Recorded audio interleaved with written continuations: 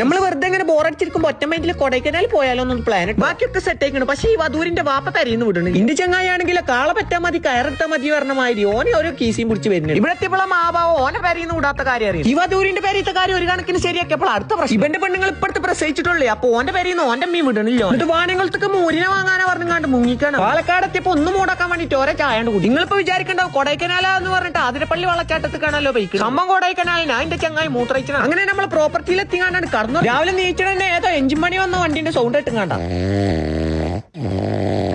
പിന്നെയാണ് മനസ്സിലായത് ആ ഇഞ്ചിമണി വന്ന വണ്ടിയല്ല എന്റെ ചങ്ങായി കൂർക്കാൻ വലിച്ചാണ്. രാവിലെ നീച്ച് വണ്ടി എടുത്തൊന്നാണ് പുറത്ത്. രാവിലെ കണ്ട തന്നെ നല്ല കണ്ണിന് കുളിർമല ഒരു കാഴ്ചയാണ്. നല്ലൊരു സന്തുഷ്ട കുടുംബം. അതിന്റെ അപ്പുറത്ത് തന്നെ എല്ലാ നാട്ടിലും ഉണ്ടാവണ പോലെ ഒരു വലിയ കാശ്. നിങ്ങളുടെ നാട്ടിലും ഇതേപോലെ ഒന്ന് എന്തെങ്കിലും ഒരു ചെറിയ പ്രശ്നം ഉണ്ടാവും അപ്പത്തിന് റോളാവാൻ. ചായ കുടിച്ചാനും വേണ്ടിട്ട് നമ്മൾ പൂണ്ടിക്കാണ് പോകും. പൂണ്ടിയിലുള്ള ഈ റെസ്റ്റോറന്റിൽ നല്ല വൃത്തിയുണ്ട്, പിന്നെ നല്ല ഫുഡ്. ബീഫ് കറിയൊക്കെ നല്ല ടേസ്റ്റ് ആണ്, പക്ഷെ റേറ്റ് ഉണ്ട്. കൊടൈക്കനാൽ വന്നപ്പോ നമ്മൾ നിന്നത് ഈ പ്രോപ്പർട്ടിയിലാണ്. ഇത് ഫാമിലീസിന് ഞാൻ തീരെ റെക്കമെൻഡ് ചെയ്യൂല. സൗകര്യം കുറച്ച് കുറവാണ്, പക്ഷെ ചെറുക്കന്മാർക്ക് ഒന്ന് അടിച്ച് പൊളിച്ചാണ് പോകും. ബഡ്ജറ്റ് ഫ്രണ്ട്ലി ആണ്, പിന്നെ ചെറുക്കന്മാർക്ക് പറ്റിയ സർവീസും. പ്രോപ്പർട്ടിന്റെ അടിയിൽ ഒരു കിടിലൻ സ്പോട്ട് ഉണ്ട്. അവിടേക്കാണ് നമ്മളിപ്പോ പോയിക്കൊണ്ട് പോണ വഴിക്കാണെങ്കിലോ മൊത്തം പൂക്കളൊക്കെ കണ്ട് വിരിഞ്ഞ് നിൽക്കും. ഈ സ്ഥലത്തിന് സ്വർഗം എന്നാണ് വിളിക്കൽ. ഇത് സ്വർഗത്തിന്റെ വാതിൽ. അത് തുറന്നുകാനാണ് കയറി ചെന്ന കിടിലൻ സ്പോട്ട്. നല്ല ജുറാസിക് പാർക്കിൽ കയറി ചെന്ന മാറ്റി. അപ്പോൾ 2 ഡൈനോസറുകൾ.